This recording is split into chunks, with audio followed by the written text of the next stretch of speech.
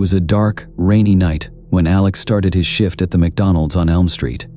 He had just started working there part-time, and it was his first overnight shift alone. The manager had left him to close up, reminding him to lock the doors and turn off the lights when he was done. Outside, rain poured down in thick sheets, beating against the windows, and the occasional flash of lightning lit up the deserted parking lot. Inside, the lights buzzed faintly, casting shadows that stretched and shrank in strange ways. There was something unsettling about the silence. With only the distant hum of the fryers and the soft drip of water from a leaky faucet breaking the quiet, Alex tried to shake off the strange feeling that had been building up since Head arrived. "It's just another shift," he told himself. "Nothing to worry about." But he couldn't shake the feeling that he wasn't alone. He started cleaning up the counters and tables, trying to keep his mind focused on his work. The restaurant was empty. It had been a slow night, with only a few customers stopping by. But as he wiped down a table near the door, he thought he heard footsteps coming from the back kitchen. He paused, listening. Silence. Shrugging it off his nerves, he continued his work. But a moment later, he heard it again, soft, dragging footsteps, like someone slowly shuffling across the floor. He stopped and turned, staring at the empty kitchen doorway. "Hello?" he called out, his voice sounding small in the quiet restaurant. There was no answer. He stepped closer to the kitchen, peering into the dimly lit space, half expecting to see someone standing there. But there was nothing, just the rows of gleaming metal equipment and the faint smell of grease. Trying to ignore the unease crawling up his spine, Alex went back to the front counter. He started cleaning the coffee machines, glancing over his shoulder now and then, just to be sure he was still alone. Just as he was about to finish, the bell over the front door jingled, startling him. He turned to see a man in a clown costume standing in the doorway, dripping wet from the rain. His makeup was smeared, and his face was pale, with dark shadows under his eyes. The clown didn't say anything. He just stood there, staring at Alex with a strange, twisted smile. Welcome to McDonald's," Alex said, trying to keep his voice steady. "What can I get you?" The clown didn't answer. Instead, he raised a finger and pointed at the menu above the counter, his grin widening. Alex felt a chill run down his spine. There was something wrong about the way the clown was smiling. It looked too wide, almost unnatural. "Okay, a cheeseburger?" Alex guessed, trying to break the silence. The clown gave a slow nod, never breaking eye contact. Trying not to let his hands shake, Alex turned to make the cheeseburger. He kept glancing over his shoulder, half expecting the clown to be gone. But each time he looked, the clown was still there, watching him with that same eerie grin. Finally, Alex placed the burger on the counter. "Here you go," he said, his voice barely above a whisper. But when he looked up, the clown was gone. The door hadn't opened, and he hadn't heard any footsteps. The burger sat untouched on the counter, and the restaurant was empty once again. Confused and a little shaken, Alex walked around the counter, peering into the dining area. He was sure he had just seen the clown, but now there was no sign of him. It was as if he had vanished into thin air. Feeling a little unnerved, Alex returned to his cleaning. He told himself that maybe the clown had left quickly, slipping out without him noticing. But as he turned back to the counter, he noticed something strange on the burger wrapper, a message scrawled in red ink. "Leave now." Alex stared at the message, his heart pounding. It looked like it had been written in blood. He took a shaky breath, trying to calm himself down. It was probably just a prank, he told himself. Maybe some kids trying to scare him, but deep down, he knew it wasn't that simple. He pulled out his phone to call his manager, but the screen was blank, no signal. "Just my luck," he muttered, slipping his phone back into his pocket. Trying to ignore the growing sense of dread, he continued his work. He would finish up, lock the doors, and get out as fast as possible. But as he moved around the restaurant, he started noticing other strange things. The ketchup packets on the counter were arranged in a perfect circle, spelling out the word "run." He backed away, his skin crawling. "This has to be a prank," he whispered to himself, but his voice didn't sound convincing. He hurried to the back to grab the mop, hoping to distract himself by finishing his chores, but as he stepped into the kitchen, he heard a faint whisper. like someone calling his name. Alex. He froze, his heart racing. "Hello?" he called out, his voice barely a whisper. The whisper came again, closer this time. "Alex." He spun around, his eyes darting across the empty kitchen. There was no one there. The only sound was the soft hum of the freezer, but he couldn't shake the feeling that someone or something was watching him.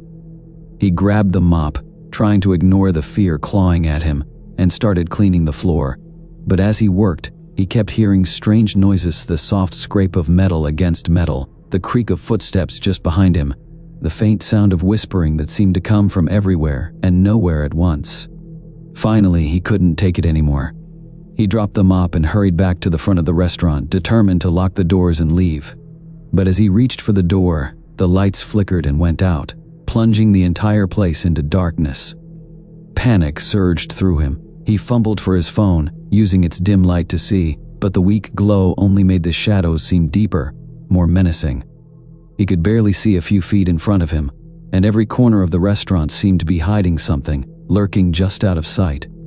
Taking a deep breath, he tried to calm himself down. "It's just the power," he told himself. "The storm must have knocked it out."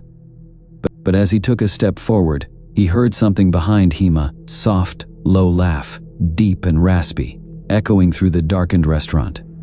He spun around, shining his phone's light toward the sound, but there was nothing there.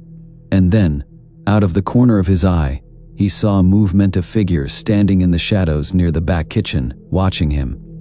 It was the clown, his face barely visible in the faint light, his eyes gleaming with a sinister glint.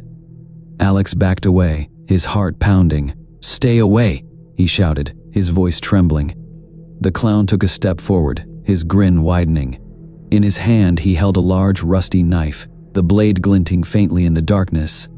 Without thinking, Alex turned and ran, darting around the tables and chairs, his mind racing as he searched for a way out. But every time he looked back, the clown was there, following him, moving silently through the shadows. He reached the back door, his hands shaking as he fumbled with the lock. But it wouldn't budge. It was as if the door had been sealed shut, trapping him inside. Desperate, he turned and ran toward the storage room, hoping to find another exit. He slammed the door behind him and pressed his back against it, breathing heavily, his mind racing. He grabbed his phone and tried to call for help, but the screen was dead, the battery drained. He was alone, trapped in the dark, with the clown somewhere outside, waiting for him. He listened, his ears straining to pick up any sound, but the only thing he could hear was the soft drip of water from a leaky pipe in the corner. He held his breath, hoping that maybe, somehow, the clown had left. But then he heard the soft, dragging footsteps, getting closer and closer. The handle of the storage room door jiggled, and then the clown's low, raspy voice came from the other side. "Alex, come out and play." He pressed himself against the wall, his heart racing. The door rattled, as if the clown was trying to force it open. Alex looked around, searching for anything he could use as a weapon, but all he found were a few cleaning supplies and a stack of empty boxes. The door shook again, and then, with a loud crash, it burst open. The clown stood in the doorway, his face twisted into a monstrous grin, the knife gleaming in his hand. Alex stumbled backward, tripping over a box and falling to the floor. He scrambled to his feet, backing away as the clown stepped into the room, his eyes gleaming with a cold, merciless hunger. "Please, don't," Alex whispered, his voice barely audible. The clown tilted his head, his grin widening.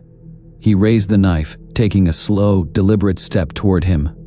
Desperate, Alex grabbed a bottle of cleaning spray from a nearby shelf and aimed it at the clown's face, squeezing the trigger. The clown let out a furious scream, stumbling back as the spray hit his eyes. Alex didn't waste a second. He darted past the clown, sprinting out of the storage room and into the hallway, his heart pounding as he ran toward the front of the restaurant. He could hear the clown's footsteps behind him, the furious scrape of his shoes against the tile as he chased after him.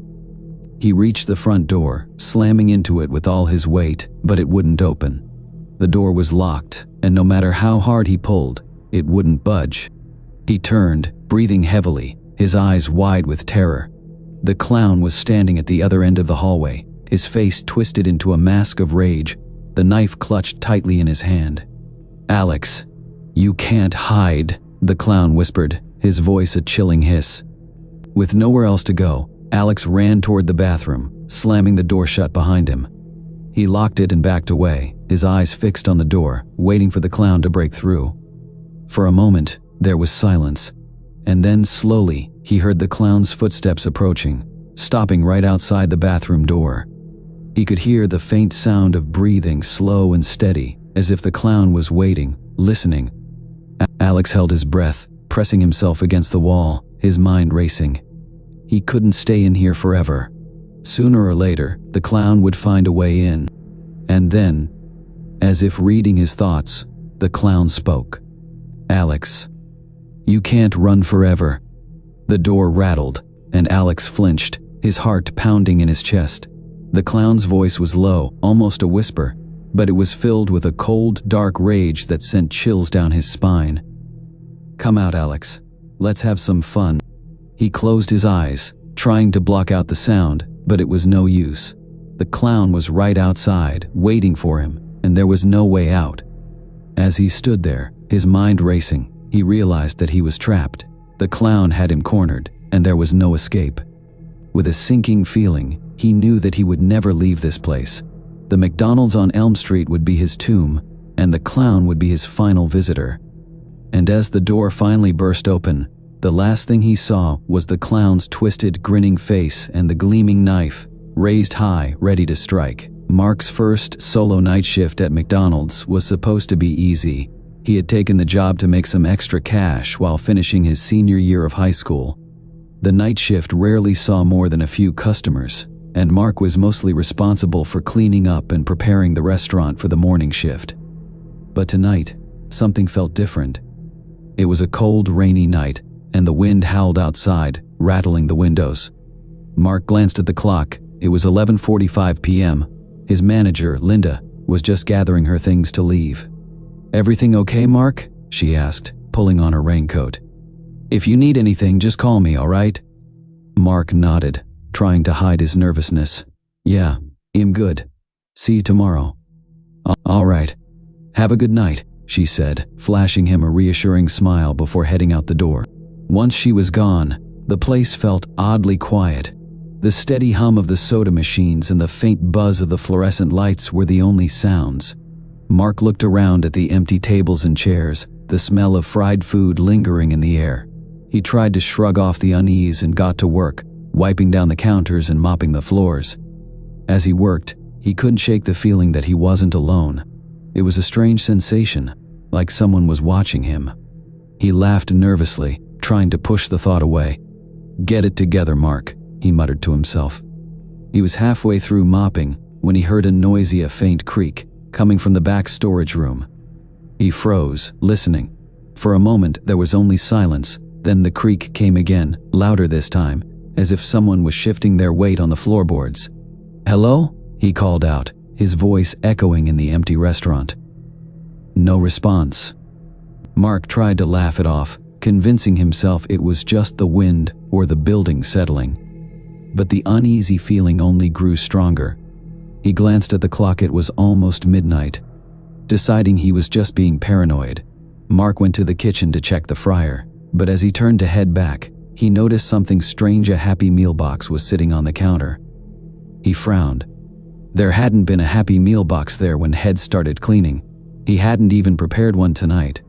Curious, he approached the box and opened it. Inside was a single crumpled napkin. He pulled it out, noticing a message scrawled in red ink. "Get out before midnight." Mark's heart skipped a beat. He glanced at the clock. It was 11:57 p.m. A wave of fear washed over him. He looked around the empty restaurant, trying to convince himself it was just a prank. But the place was empty, and Linda had locked the doors when she left. No one could have come in. Trying to shake off the fear, he stuffed the napkin into his pocket and went back to cleaning. But he couldn't stop thinking about the note. Who had left it? And why? The clock ticked closer to midnight. As the second hand moved closer, Mark noticed something else's shadow moving across the floor near the bathrooms. He squinted, trying to see more clearly, But the lights flickered, and the shadow disappeared. He took a deep breath, feeling his palms grow sweaty. It was probably nothing, just his mind playing tricks on him. But then, he heard a soft whisper. "Mark." The voice was faint, barely more than a breath, but it was clear. Someone had called his name. He spun around, his eyes scanning the room. But there was no one there. "Hello?" he called, his voice trembling. Silence. He took a few cautious steps forward, peering into the shadows. The restaurant was empty, just like it had been all night. But the feeling of being watched was stronger now, pressing down on him like a weight. Then, the lights flickered again, plunging the room into darkness for a few seconds. When they came back on, he saw a figure standing in the corner, near the back entrance. It was a man dressed in an old McDonald's uniform, his face pale and expressionless. He stared at Mark, his eyes empty and cold. Mark stumbled backward, his heart racing. "What? Who are you?" he stammered. The man didn't respond. Instead, he took a slow step forward, his eyes never leaving Mark. There was something unnatural about the way he moved, almost like he was gliding rather than walking. Panicking, Mark turned and ran toward the front door, but when he reached it, he found it locked. He fumbled with the key, his hands shaking, but the lock wouldn't budge. He glanced back and saw that the figure was closer now, moving silently across the floor. "Please, just leave me alone," Mark shouted, banging on the door in desperation. The figure stopped, tilting its head as if studying him. Then, in a voice that was barely a whisper, it spoke. "You should have left before midnight." Mark felt a cold chill spread through him. The note had warned him, but he hadn't taken it seriously. Now, he was trapped. The lights flickered again, and when they came back on, the figure was gone. Mark looked around, his breath coming in short gasps. The restaurant was empty once more, but the sense of dread remained. Then, he heard the sound of footsteps, soft, shuffling footsteps, coming from the kitchen. He turned, his eyes wide with fear, and saw the figure standing by the fryer, watching him with those cold, empty eyes. Without thinking, Mark grabbed the nearest objectum mope and held it in front of him like a weapon. "Stay away from me," he shouted, his voice shaking. But the figure only stared, unmoving. Suddenly, the fryer turned on by itself, the oil bubbling and hissing. Mark watched in horror as the figure reached into the fryer, plunging its hand into the scalding oil without flinching. When the figure pulled its hand back, it was covered in burns, but the expression on its face never changed. Mark backed away, his heart pounding. He needed to get out of here. He turned and ran toward the storage room, hoping to find a way out through the back. But as he reached the door, he heard the whisper again. "Mark." He froze, his hand on the doorknob. Slowly, he turned around, dreading what he would see. The figure was standing right behind him, close enough that he could see every detail of its pale, ghostly face. Its eyes were hollow, dark pits, and its mouth twisted into a cruel smile. "You can't leave," it whispered, reaching out a hand. Mark stumbled backward, his back hitting the wall. He closed his eyes, hoping it would all just go away. But when he opened them again, the figure was still there, watching him with that eerie, empty gaze. In a last desperate attempt, Mark turned and ran through the kitchen, heading for the emergency exit at the back of the restaurant. He slammed into the door, pushing with all his strength, but it wouldn't budge. It was as if the door were glued shut. The figure's footsteps grew closer, slow and deliberate, echoing through the empty restaurant. Mark banged on the door, shouting for help, but his voice was swallowed by the silence. He turned, pressing his back against the door, his heart pounding in his chest. The figure was only a few feet away now, its hand reaching out toward him. "Please. Let me go," Mark whispered, his voice barely more than a breath. The figure tilted its head, as if considering his plea, but then it stepped forward, closing the distance between them. Mark closed his eyes, bracing himself for the end. But then, the lights flickered, and everything went silent. When Mark opened his eyes, he was alone. The figure was gone, and the restaurant was silent once more. He looked around, his heart still racing, but there was no sign of the ghostly figure. The clock on the wall read 12:01 a.m. Mark didn't wait to question what had happened. He rushed to the front door, his hands shaking as he unlocked it and stepped out into the rain. He ran to his car, his clothes soaked, his heart pounding. As he drove away, he glanced back at the restaurant. Through the rain-soaked windows, he thought he saw a shadow standing by the counter, watching him. But he didn't stop to check. He kept driving, leaving the haunted McDonald's behind. From that night on, Mark never worked the night shift again. It was a cold November night when Sam and his friend Lily finished studying at the library. The town was quiet, with only a few street lamps lighting up the foggy streets. As they walked out, Sam felt his stomach rumble. "I'm starving," he said, wrapping his arms around himself to keep warm. "Is there anything open this late?" Lily looked at her phone. "Not much, but there's a McDonald's on the other side of town that's open 24 hours. Sam thought about it for a moment. "It's kind of far, but let's go. I'm really hungry." They got into Sam's car and started driving through the empty streets. The town was quiet, with only the sound of the car's engine echoing in the stillness. As they drove, the fog grew thicker, making it hard to see. "Are you sure we're going the right way?" Sam asked, squinting into the fog. Lily checked the map on her phone. "Yeah, it should be just up ahead." Finally, they saw the faint glow of the McDonald's sign through the mist. But as they got closer, they noticed something strange. The building looked different from any McDonald's they'd seen before. The golden arches were faded, almost gray, and the sign flickered like it was about to go out. "Is this normal?" Sam asked, feeling a shiver run down his spine. "I don't know," Lily replied, looking around. The parking lot was empty, and the place looked like it hadn't been maintained in years. But their hunger won out, and they decided to go inside. They pushed open the door, which creaked loudly, and stepped into the dimly lit restaurant. Inside, the place was nearly empty. A single cashier stood behind the counter, looking down at her phone. Her name tag read Mary. She wore a faded red uniform and her face looked pale and tired. "Welcome to McDonald's," she mumbled, not even looking up. Thanks," Sam replied, exchanging a glance with Lily. The place felt strange, almost like it was stuck in another time. The walls were covered in old, peeling posters of happy families eating fries and burgers, but the faces looked blurry and faded. Lily tugged on his sleeve. "Let's just order and get out of here. This place feels weird." Sam nodded in agreement. "Well, have 2 cheeseburgers and a large fries to share," he said. Mary tapped on the register without looking at them, her fingers moving slowly. She didn't say anything else, just nodded and turned toward the kitchen. Sam noticed that she didn't make eye contact, and her expression was blank, almost like she was sleepwalking. As they waited, they looked around. The tables were dusty, the floor covered with sticky patches. Old wrappers and cups littered the floor, as if no one had bothered to clean in ages.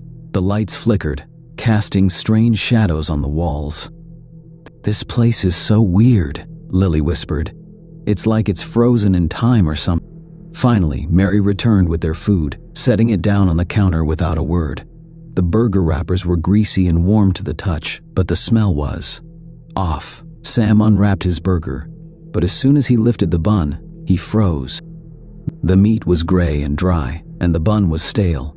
There was a strange smell, something sour and metallic, that made him feel queasy. "Are we really going to eat this?" Lily asked, wrinkling her nose. Sam took a small bite but immediately regretted it. The taste was wrong, like cardboard, mixed with something metallic and bitter. He put it down, pushing the tray away. "I don't think this is safe to eat." Noticed something else. The shadows in the corners of the room seemed to move, stretching toward them. "Did you see that?" Sam asked, his voice barely a whisper. Lily nodded, her eyes wide. "It's like the shadows are alive." Suddenly, a loud clanging noise came from the kitchen. They both jumped, turning toward the source of the noise. The kitchen door swung open, and a figure stepped out. It was a man, but his face was hidden by the shadows, his clothes old and covered in "Is everything to your liking?" he asked, his voice deep and slow. Sam and Lily exchanged a glance, feeling a chill run down their spines. Something about the man felt wrong, as if he didn't belong in the world they knew. His eyes glinted in the dim light, and he seemed to be watching them too closely. We're fine, thanks," Sam stammered, his heart racing. The man nodded, but he didn't leave. He just stood there, staring at them, his face hidden in the shadows. The silence in the room grew thick, almost suffocating. Lily grabbed Sam's arm. "Let's go, now." They got up, leaving their food untouched, and hurried toward the exit. But as they reached the door, it wouldn't open. Sam pulled and tugged, but it felt like it was locked from the outside. "What's going on?" he whispered, panic rising in his voice. "Please, stay," the man said, his voice echoing through the empty restaurant. The lights flickered again, and the room seemed to grow colder. Shadows slithered across the floor, creeping closer to Sam and Lily. "Who are you?" Lily shouted, backing away from the man. He smiled, but it was a twisted, unnatural smile. "I'm just a cook," he replied. "And you're my guests." They backed away, their eyes darting around for another exit. But there was no way out. The windows were covered in grime, and the doors wouldn't budge. The shadows were closing in, dark and thick, almost like they were alive. Sam and Lily looked at each other, fear shining in their eyes. They had no choice but to face whatever waited for them in the shadows. The shadows crept closer, reaching out like long, dark fingers. Sam's heart pounded as he searched for anything to defend himself with. His eyes landed on a metal chair, and he grabbed it, holding it in front of him like a shield. "Stay back," he shouted, his voice trembling. The cook just laughed, a deep, hollow sound that echoed through the empty restaurant. "You can't escape. You're in my world now." The shadows surrounded them, cold and thick, making it hard to breathe. Sam swung the chair wildly, but it passed right through the darkness as if it wasn't even there. Lily clutched his arm, her face pale. "Sam, what do we do?" I don't know," he replied, his mind racing. He glanced around, trying to find anything that could help them escape. His eyes landed on the emergency exit sign glowing dimly in the corner of the room. "There," he shouted, grabbing Lily's hand. They ran toward the exit, the shadows closing in behind them. Sam pushed on the door, and to his relief, it opened. They stumbled outside, breathing heavily. The air was cold and fresh, and the fog had lifted slightly. But when they turned to look back at the McDonald's, they froze. The building was gone. In its place was an empty lot, overgrown with weeds and covered in trash. What happened?" Lily whispered, her voice shaking. Sam shook his head, unable to believe what he was seeing. "I don't know, but I don't think we'll be coming back here anytime soon." They hurried back to their car, still shaken. As they drove away, neither of them spoke, lost in their own thoughts. They didn't know what they had just experienced, but one thing was clear, that McDonald's was no ordinary restaurant. And somewhere in the shadows the cook watched them go, his twisted smile lingering in the darkness. David and Sarah had always liked scary stories, but they'd never thought they'd end up living one. It was past midnight, and the two friends were driving through the quiet streets after a late-night movie marathon. The cold November air chilled the car as they drove. David's stomach growled, breaking the silence. "Do you know anywhere open right now?" Sarah asked, peering out the window. David nodded, his eyes still on the road. "There's supposed to be a 24-hour McDonald's just outside town, near the old highway." "Are you sure it's open?" Sarah asked, checking her phone, but there was no signal. David shrugged. "Pretty sure. I've never been, but it's supposed to be open all night." They turned off the main road onto the old highway, a stretch of empty asphalt lined with dense trees. The fog hung low, making it hard to see, and the silence seemed to press against them. After a few miles, they finally spotted the faint glow of a McDonald's sign. As they drove closer, though, something felt off. The building looked older, almost run down. The paint was peeling, and the iconic Golden Arches sign flickered like a dying light bulb. "This doesn't look right," Sarah whispered, glancing at David. He hesitated, but the hunger gnawed at him. "Well, it's here. Let's just grab something quick." They pulled into the parking lot, which was empty except for their car. The fog seemed to thicken, swirling around them as they walked to the entrance. The glass door was covered in fingerprints and streaks, and when David pushed it open, it creaked loudly. Inside, the place was dimly lit and completely silent. The usual hum of fast food machinery was absent. There was no music playing, and not a single other customer in sight. "Hello?" David called out, his voice echoing slightly. There was no response. They walked up to the counter, glancing around. The menu screens were flickering, showing images of burgers and fries that looked off. The food in the pictures was gray and unappetizing, like it had been left out too long. "Maybe we should just go," Sarah whispered, tugging on David's sleeve. Just then, a tall man appeared behind the counter, seemingly out of nowhere.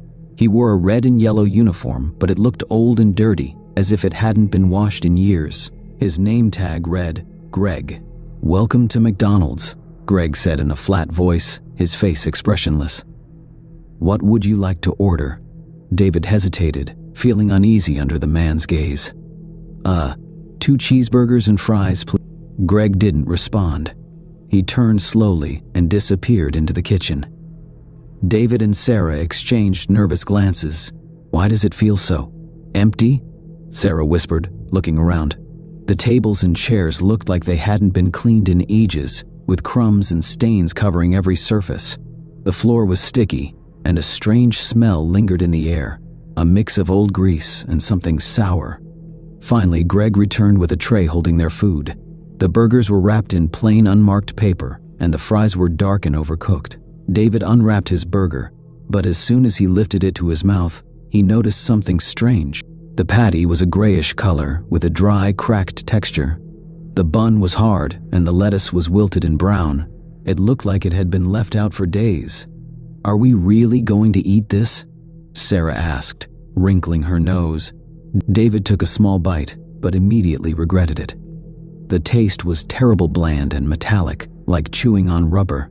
He spat it out, dropping the burger back onto the tray. "This isn't right," he muttered. "Let's just get out of here." They stood up, leaving the food untouched, but as they turned to leave, they realized something horrifying. The door was gone. Where the entrance had been was now just a blank wall, with no sign of a door or window. What's going on?" Sarah whispered, her voice trembling. David's heart pounded as he scanned the room. "There was a door here. I know there was." "Looking for something?" Greg's voice sounded behind them. They spun around to see the cashier standing just a few feet away, his blank eyes staring at them. His expression hadn't changed, but there was something unnerving in the way he looked at them. We just want to leave," David stammered. Greg smiled, but it was a strange, twisted smile that didn't reach his eyes. "I'm afraid that's not possible. You're here for the midnight shift." "The what?" Sarah asked, her voice barely a whisper. Greg's smile widened.